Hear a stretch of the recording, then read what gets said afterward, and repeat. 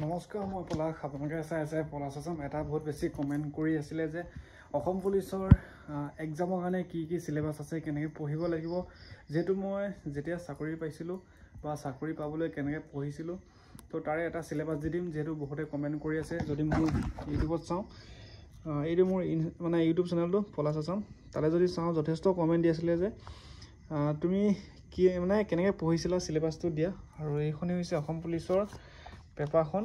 ইয়াৰ পৰা কিছুমান চিলেবাছ দিবলৈ চেষ্টা কৰিম, বিশেষকৈ জি কে কাৰণে কি কি টপিকৰ ওপৰত কুৱেশ্যন আহিব পাৰে। আগন্তুক ফৰেষ্টৰ ভেকেঞ্চি আহিব, যিহেতু তাতো এক্সামেই আছে, ABB কনষ্টেবল এক্সাম, SI বা যিকোনো ADRE হওক।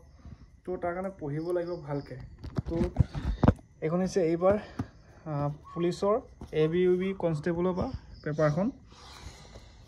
মই জি কে চিলেবাছ দিম। ইয়াত দেখা পাইছা অসমৰ পুলিচ প্ৰশিক্ষণ মহাবিদ্যালয় ক'ত অৱস্থিত, মানে দেৰগাঁৱত।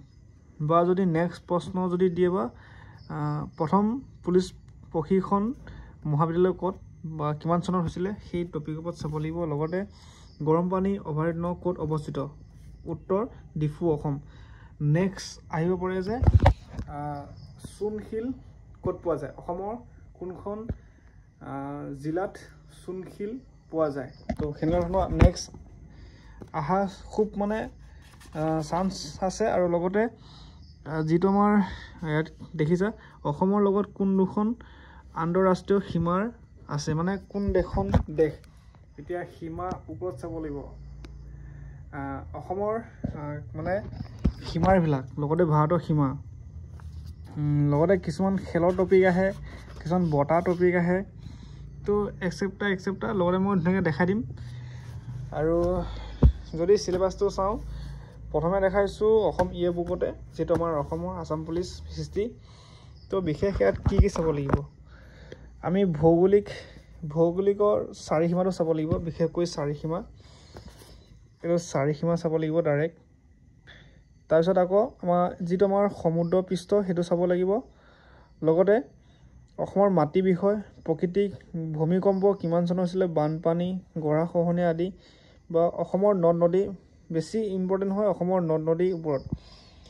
মানে অসমৰ নদ নদী কেনেকুৱা ধৰণৰ, যে কোনখন দলং মানে কিমান চনত গঠিত, কোনকেইখন জিলা মানে যোগ কৰিছে, কোনখন দলঙে, পূবফালে থকা দলংখন কোনকেইখন, এনেকুৱা ধৰণৰ কিছুমান আহি যায়। তো নদ নদীও আহি যায়। লগতে ব্ৰহ্মপুত্ৰ নদী, বৰাকৰ বিষয়। আৰু লগতে ইয়াতে আছে, পঢ়াটো যথেষ্ট পঢ়িব লাগিব। লগতে ইয়াত ৰাষ্ট্ৰীয় উদ্যান আৰু অভয়াৰণ্য, এইটো মষ্ট ইম্পৰ্টেণ্ট হয়। ৰাষ্ট্ৰীয় উদ্যান যেনেকৈ কাজিৰঙা, মানাহ, সেইবিলাক, ডিব্ৰু চৈখোৱা। লগতে খনিজ সম্পদ আৰু অসমীয়া জাতি, লগতে অসমৰ কেইটামান জনজাতি, সেইটো চাব লাগিব। এইবিলাক আছে ধুনীয়াকৈ। যদি অসম বুকখন কিনা, এইখন যদি কিনা ইয়াতে পাবা। এইটো 2023 চনৰ, এতিয়া বৰ্তমান 25-26 পাই যাবা। লগতে সাজ পোছাকত চাব লাগিব। আৰু এইফালে অসম বুৰঞ্জী, অসম নামটো ক'ৰ পৰা উৎপত্তি হ'ল, যিহেতু কামৰূপ বা এইবিলাক আছে। অসম বুৰঞ্জী, শিলালিপি, তাম্ৰলিপি, প্ৰাগজ্যোতিষপুৰ, সেইবিলাকো আছে। কামৰূপ, দানৱ বংশ, তাৰপৰা বৌমত বংশ, শালস্তম্ভ মানে পাল বংশ, কমতা, আৰ্যভট্ট, সেন, চুতীয়া ৰাজ্য, এইবিলাক চাব লাগিব। টপিক বাই টপিক চাব লাগিব। কোচ ৰাজ্য, জয়ন্তীয়া, কছাৰী, খামতি, চিংফৌ, মটক, বৰা ভূঞা, এনেকৈ আহোম ৰাজত্ব, ইংৰাজৰ ৰাজত্ব, এইবিলাক চাব লাগিব। তাৰপৰা বংগ বিভাজন, স্বদেশী আন্দোলন, অসমত মন্ত্ৰীসভা গঠন, ভাৰত ত্যাগ আন্দোলন, অসম ৰাজ্য গঠন, এইবিলাক গোটেইখিনি যিমান আছে এইবিলাক গোটেই। ইটাখুলি ৰণ, মানে এতিয়া সদায় অহা প্ৰশ্নটো হ'ল শৰাইঘাটৰ কিমান চনত, ইটাখুলি ৰণ, লতাকটা, মোৱামৰীয়া বিদ্ৰোহ, মানৱ আগমন, এইবিলাক যিবিলাক যুদ্ধ। আৰু লগতে সেই চিপাহী বিদ্ৰোহ, ফুলগুৰি ধেৱা, ৰঙিয়া, পথৰুঘাট, স্বাধীন, মানে এইটো এবাৰ আহিছে প্ৰশ্নটো ডিগবৈ তেল, এইটো আহিছে ডিগবৈ। আৰু এনেকৈ আৰু অসহযোগ আন্দোলন চাব লাগিব। ৯২ সন্ধিটো প্ৰায় আহে, অসম চুক্তি আহে। তো ইয়াত থকা মানে চিলেবাছটো এনেকুৱা ধৰণৰ এইখিনি ৰাজ্যপাল মন্ত্ৰী চাবই লাগিব আৰু অসমৰ সেই কাঁহ পিতল বা এইবিলাক চাব লাগিব এনেকৈ দেখাই দিছোঁ বেছি দীঘল নকৰোঁ ভিডিঅ'টো এইখিনি টপিক স্ক্ৰীনশ্বট মাৰি ল'বা মানে অসমীয়া বুকখন গোটেইখন পঢ়িব লাগিব এইখিনি টপিক আছিলে চিলেবাছ যিহেতু কৰি আছিলে কিন্তু ইয়াতে মই ধুনীয়াকৈ বুজাই দিব চেষ্টা কৰিম ইয়াত যদি চোৱা তোমালোকৰ ভাৰতৰ লোকসভা এইটো কাৰেণ্ট এফেয়াৰত পৰি যাব লগতে অলিম্পিক খেলৰ কাৰণে চাব লাগিব এইফালে সীমান্তত থকা দেশ আৰু যি আমাৰ চাৰিসীমা থাকে চাৰিসীমা চাব লাগিব লগতে মেঘমোহন লাইন আৰু ককট এইবিলাক চাব লাগিব তো এইটো চাব লাগিব প্লাছ ইয়াত ইমান ইম্পৰ্টেণ্ট নাই লে লাডাখ গিৰিপথ সেইটো চাব লাগিব মালভূমি চাব লাগিব মৰুভূমিৰ বিষয়ে তাকো সেই নদী নদ নদী ইয়াত ভাৰতৰ কেইখনমান প্ৰধান নদী চাবা 2খন বিশ্ব নদী দিৱস বা এইবিলাক নদী বান্ধৰ ওপৰত হিমবাহৰ ওপৰত ভাৰতৰ হ্ৰদ আৰু সাগৰ মহাসাগৰ সেইবিলাক চাব লাগিব ইয়াত ইমান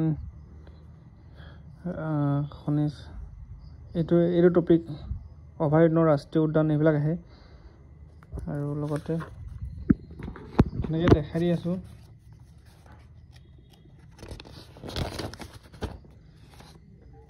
কেইটামান জাতিৰ ওপৰত ক'লোঁ এইখিনি এই লোকপিয়ল চাব লাগিব প্ৰথম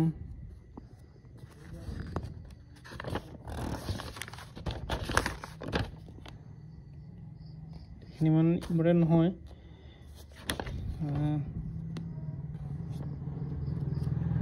ভাৰতৰ বুৰঞ্জী চাব লাগিব বিভিন্ন চৰকাৰী আঁচনি এইটো কাৰেণ্ট এফেয়াৰত পৰি যায় কাৰেণ্ট এফেয়াৰতে পৰে লগতে এইবিলাক হিন্দু সভ্যতা চাব লাগিব গুপ্ত বংশ লগতে এইবিলাক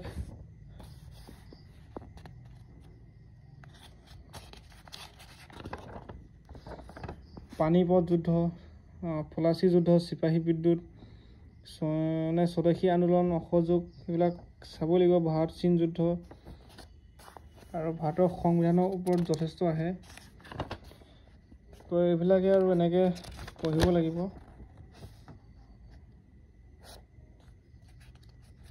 আৰু নৃত্য ফক ডান্স এইবিলাক চাব লাগিব এইখিনি গোটেইখিনি স্ক্ৰীনশ্বট মাৰি ল'ব এইখিনি এনেকৈ মই দি দিছোঁ ইয়াৰ ওপৰতে চাব লাগিব যথেষ্ট ইয়াৰ পৰা প্ৰশ্ন আহে মাজে মাজে মানে বঁটা আৰু সন্মান ভাৰত ৰত্ন পদ্ম পৰমবীৰ মহাবীৰ বীৰ চক্ৰ অশোক চক্ৰ এইবিলাক ভাৰতীয় জ্ঞানপীঠ আহি যায় এইবিলাক অৰ্জুন বঁটা নোবেল বঁটা অস্কাৰ বঁটা মানে গোটেই এইবিলাক বঁটাবিলাকৰ আৰু এই চন্দ্ৰযান তাৰ ওপৰতো কাৰেণ্ট এফেয়াৰ দিব পাৰে লগতে খেলা ধূলা মানে ইয়াতে গোটেইখিনি আছে এতিয়া মেইন কেছটোত পঢ়িব লাগিব মানে জিকে বহুত পঢ়িব লাগিব বাকী মেথছৰ যিবিলাক টপিক আছে এক্সট্ৰা এটাকে মই ভিডিঅ' দি দিম ইয়াত বহুত দীঘল হৈ যাব ভিডিঅ'টো তো যিখিনি ক'লোঁ সেইখিনি আৰু পেপাৰখন দেখাই দিছোঁ এইখনে পেপাৰ আছিলে তো ইয়াতো এনেকৈ প্ৰশ্নবিলাক আহে এইবিলাক দেখিছে ৰিজনিং এইবিলাক চিত্ৰৰ ৰিজনিং বেছি আহে অসম পুলিচত এনেকৈ আহিব ধুনীয়াকৈ অকণমান চাব লাগিব এইবিলাক চিত্ৰ তো জিকে ইমান টান নাহে খালি জিকে বহুত পঢ়িব লাগিব ক'ৰবাত কেনেকৈ জিকে দিব এইটো ঠিক নাই কোন চনত অসমৰ চতুৰ্থ তেল শোধনাগাৰ নুমলীগড় মানে সেইটো আৰু এনেকুৱা ধৰণৰ অসমৰ প্ৰধানকৈ উৎপন্ন হোৱা খাদ্য শস্যবিধ হৈছে কি এনেকুৱা ধৰণৰ অসমৰ একমাত্ৰ মালভূমি ধৰি লওক আৰু ভাৰতৰ বৃহত্তম নদী এনেকুৱা ধৰণৰ প্ৰশ্ন আহে লগতে কাৰেণ্ট এফেয়াৰ জিলাসমূহ কোনখন জিলা বৰাক উপত্যকা অৱস্থিত নহয় সেনেকুৱা ধৰণৰ প্ৰশ্ন আহিছে লগতে সেয়া ৰজাবিলাকৰ স্বৰ্গদেউ ৰুদ্ৰসিংহ অৱশেষত আহোম ৰাজ্য অন্তৰ্ভুক্ত কৰিছিল এইবিলাকে আহোম ৰাজবংশ শেষৰগৰাকী স্বৰ্গদেউ কোন আছিল প্ৰশ্ন দেখা পাইছা কামাখ্যা মন্দিৰ এইবিলাকে প্ৰশ্ন আহে, ইমান টান নাহে। জয়দৌল কাৰ স্মৃতিত নিৰ্মাণ কৰা হৈছিল দেখা পাইছা। তো যিকে সেনেকুৱা ধৰণৰ আহে, ইমান টান নাহে। তো ভিডিঅ'টো শেষলৈকে চোৱাৰ বাবে ধন্যবাদ। যিহেতু টপিকৰ ওপৰত কৈ আছিলে, কেনেকুৱা ধৰণৰ প্ৰশ্ন আহে, হয়তো কিছুমানে বুজি পাইছে, কিছুমানে বুজি পোৱা নাই। মই ভালকৈ এটা ভিডিঅ' বনাই মানে টাইপিং কৰি দিব চেষ্টা কৰিম, PDF বনাই হয়তো, নহ'লে এই পেপাৰখনকে ফটো মাৰি দিম। লগতে ADRE যোনসকলে মানে নেক্সট দিব ৱেইট কৰি আছে, তেওঁলোকৰ কাৰণেও এনেকুৱা প্ৰশ্নবোৰ এনেকুৱাই ADRE সেই একেই প্ৰশ্ন আহে। তো ফটো মাৰি দিব চেষ্টা কৰিম, এইবিলাক ঠাই আছে ADRE, এইবিলাকে প্ৰশ্ন ADRE। তো ফটো মাৰি দিব চেষ্টা কৰিম। তো ইনষ্টাগ্ৰামটো ফ'ল' কৰি ল'বা, চেনেলটো যদি প্ৰথম চাইছা তো ছাবস্ক্ৰাইবটো কৰি ল'বা।